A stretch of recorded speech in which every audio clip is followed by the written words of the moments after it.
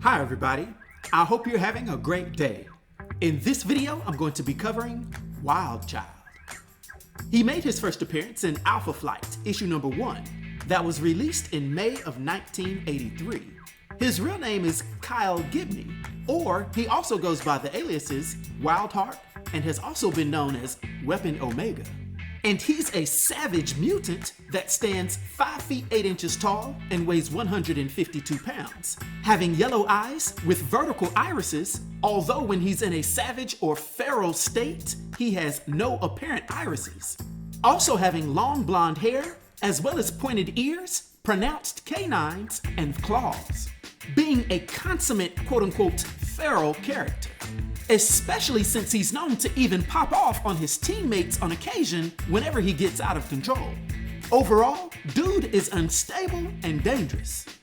Now, Wildchild is known to be a mutant that has enhanced mutant physiology due to being genetically engineered by the Secret Empire, which boosted some of his superhuman attributes and his animal-like physiology, with it actually being noted that his physiology has been boosted on more than one occasion. Now, his most notable superpower is the fact that he has a low-level, vast regenerative healing factor, similar to many other feral characters, such as Wolverine and Sabretooth, which, by the way, he's fantasized about beating both of them to become the Alpha.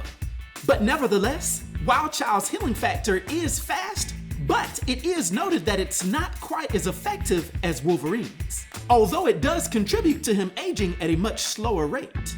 To go on, Wildchild also has at least peak-level human strength for a man of his stature, with him having what I'd actually consider low-level superhuman strength, seeing as how he can easily lift over 300 pounds above his head with one arm.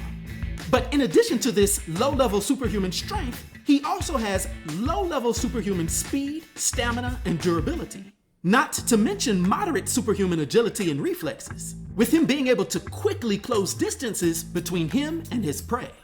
Wildchild also has vast superhuman senses, with his sight, smell, and hearing being almost completely off the charts. Matter of fact, he's known to be able to see in near total darkness. Now, interestingly, Wildchild also has Zoopathy, which is the limited ability to communicate with and control animals, namely wolves. And to top it all off, Wildchild is near completely immune to any type of mind control. And his own reasoning behind this is because, and I quote, "I don't have enough of a mind to control," end quote. Yeah, dude is a savage. Now, Kyle Gibney's life was marked by tragedy, transformation, and turmoil. His story began with him being kicked out of the home due to his emerging mutant powers, which left him with a grotesque appearance. This early rejection led him to the streets, where he was eventually discovered by the Secret Empire, a nefarious organization that conducted experiments on him. Being injected with the DNA of the assassin Wire, Gibney was transformed into a near mindless, animalistic entity. And it was this brutal transformation that set the stage for his tumultuous journey. The Canadian government would eventually rescue Gibney and place him into Department H, which was responsible for managing Canada's superhero teams. Now, under the leadership of James Hudson, Gibney joined Gamma Flight, an entry-level team where mutants honed their abilities before potentially moving up to Alpha Flight, which was Canada's premier superhero team. It was here that he was given the codename Wildchild, and was also mentored and trained by Wolverine. However, his unstable nature led to a violent incident where he nearly maimed a fellow recruit named Stitch. And although Wolverine's instinctive response was to kill Wildchild, this was tempered by Hudson, who instead provided Wildchild with pills to suppress his frail tendencies, which it seemed to him were a side effect of his mutation. Yet as we go on, despite these measures, we'd see that Wildchild's violent nature resurfaced after Department H disbanded, leading to his recruitment by Delphine Courtney and Jerry Jackson for Omega Flight, a group bent on destroying Alpha Flight. However, their efforts were stopped, resulting in Wildchild's imprisonment. But he managed a brief escape, going on a killing spree that was halted by Wolverine, who captured him once more. Now, when Alpha Flight was presumed dead, the Canadian government revived Gamma Flight, pardoning Gibney and recruiting him for the team. This period saw a clash between the resurrected Alpha Flight and Gamma Flight, leading to a trial and the eventual merger of the teams after a battle with the Sorcerer Land. However, Wildchild's struggles with his bestial nature persisted, culminating in an incident where he attacked his teammate Pathway. It was then that Gamma Flight's former leader, named Nemesis, would teleport Gibney away, claiming to have a solution. We'd later see Wildchild reemerge as Weapon Omega, appearing cured of his animalistic rages, and he even took on a temporary, more refined new look. He would rejoin Alpha Flight under the new codename Wildheart, and during this period, he developed a romantic relationship with his teammate, Aurora. But unfortunately, as his mutation began reverting him to his feral form, Gibney would leave to spare Aurora from witnessing his transformation, an act which inadvertently worsened her fragile mental state.